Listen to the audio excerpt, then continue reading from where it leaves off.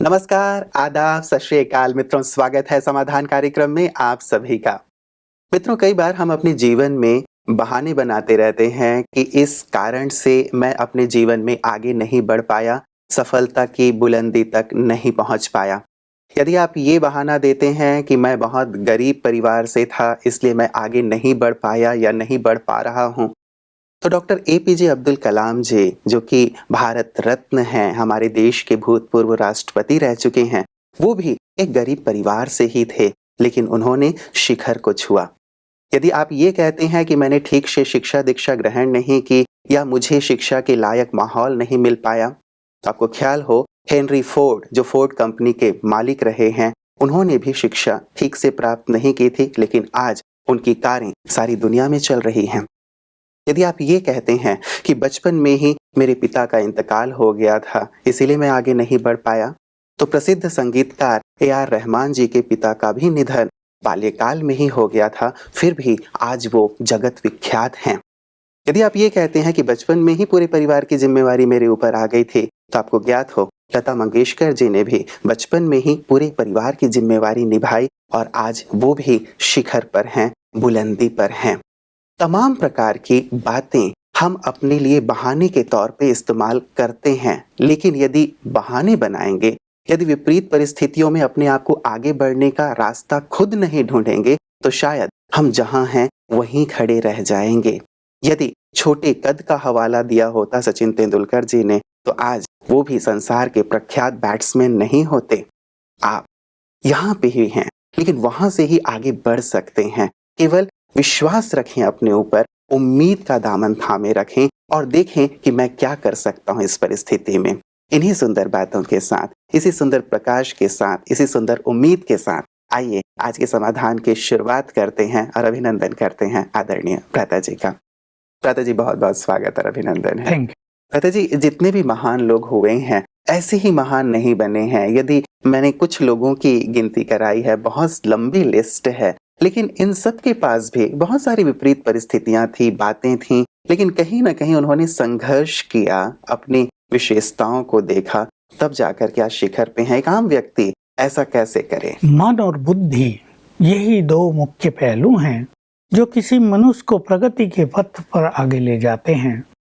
मन में सुंदर विचार रखना, मन में दृढ़ता रखना, मन में आने वाली हर रुकावट को पार कर लेना और किसी भी चीज को आधार न बनाना। भाई, मेरे पिताजी की मृत्यु हो गई इसलिए मैं कुछ नहीं कर सका, मेरे पास मन बुद्धि तो अपनी है, उनकी तो मृत्यु नहीं हुई, लेकिन जो व्यक्ति इनको भी मार डालता है निराशा के कारण, वो अपने मार्ग को अवरुद्ध कर लेता है।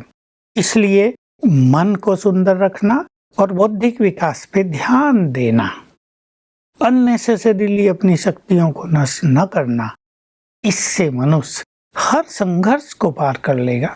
संघर्ष तो आएंगे, संघर्ष तो धनवानों के सामने भी आते हैं, संघर्ष तो उनके सामने भी आते हैं जिनका हरा भरा परिवार होता है, संघर्ष तो उनके सामने भी आते हैं जो बहुत लंबे चौड़े होते हैं, और संघर्ष उन्हें भी पार करने पड़ते हैं जो बहुत बुद्धिमान होते हैं। लेकिन मन की शक्तियों को ठीक रखना, मन में कभी निराशा न आए, मन में हमारे सुंदर विचार कभी किसी भी तरह अवरुद्ध न हो। बाधा आई है तो ये न सोच के कि बाधा आ गई, ये सोचे कि इस बाधा को मुझे कैसे पार करना है। भ्राता जी, यदि हम केसेस देखें, अपने आसपास नजर दौड़ाएं, तो हजारों में से कुछ चंद लोग, जैसे मैंने कुछ लोगों का नाम लिया, कुछ चंद लोग ही इन विपरीत परिस्थितियों को पार कर पाते हैं। बाकी लोग निराश हो जाते हैं, थक जाते हैं या गिव अप कर देते हैं। कैसे उनके अंदर भी आशा और विश्वास बना रहे ताकि वो भी इससे लड़ के आगे बढ़ सकें, ये बहुत महत्वपूर्ण प्रश्न है। देखिए, होंगे तो चंद लोग ही बुलंदियों पर पहुंचने वाले। एवरेस्ट शिखर पर भी थोड़े लोग ही तो अभियान प्रारंभ करते हैं। सब तो सोचते नहीं, हम तो नहीं सोचेंगे कि हमें भी एवरेस्ट के शिखर पे चढ़ना है। दुनिया में से कितने, एक शहर में से कितने लोग सोचते होंगे? शायद किसी शहर से ही सोचते हों। चंद लोग ही होंगे जो बुलंदियों को पार करेंगे। उनमें से भी कोई करता है, कोई नहीं करता, लेकिन अधिकतर लोगों को एक छोटी सी विधि अपना लेनी चाहिए। एक तो पहली विधि मैं कहूँगा सत साहित्य का अध्ययन, जिससे हमें नए नए सुंदर सुंदर विचार मिले। इसलिए हम कहते हैं कि हमारे ईश्वरीय विश्वविद्यालय में तो रोज ही सवेरे हर विद्यार्थी को सुंदर विचार मिलते हैं, जिसे हम ईश्वरीय महावाक्य कहते हैं, ज्ञान मुरली कहते हैं। यदि वो मनुष्य रोज सुनता है तो उसके जीवन में निराशा आती ही नहीं। दूसरा, सवेरे उठना। लोग क्या करते हैं, एक ऐसी रूटीन बना लेते हैं, देर से सोए, टीवी आदि देख रहे हैं, व्यर्थ की गपशप में लगे हुए हैं, मीनिंगलेस टॉक हो रही है, और देर से सो के फिर देर से उठ रहे हैं, उठते ही चलना है भाई। तो कुछ अपने लिए सोचने का वक्त ही नहीं दे रहा है मनुष्य। तो जो युवा वर्ग है हमारा, जो विद्यार्थी हैं, उनको थोड़ा जल्दी उठकर, मैं नहीं कहूँगा सभी 4 बजे उठें, हमारी तरह 6 बजे तक अवश्य उठें। इस सुंदर प्रकृति का नजारा देखें, सूर्य कैसे उदय हो रहा है, आकाश में कैसे लालिमा फैली हुई है, अंधकार कैसे विलीन होता जा रहा है, चिड़ियां चहकने लगी हैं, प्राकृतिक सौंदर्य अपना रंग दिखाने लगा है। इस नजारे का दृश्यावलोकन करें, मन पर, ब्रेन पर बहुत सुंदर इफेक्ट होगा। और अपने से कुछ अच्छी बातें करें। जैसे मैं एक उदाहरण के रूप में एक तरह की बातें प्रस्तुत कर रहा हूँ। ऐसे जब व्यक्ति रोज अपने से बातें करने लगेगा तो उसको ऐसे सुंदर सुंदर विचार स्वतः ही आने लगेंगे। सोचना चाहिए, वाह कितना सुंदर ये प्रकृति का नजारा है, कितना सुंदर ये संसार का खेल है, वैरायटी टाइप गेम है ये।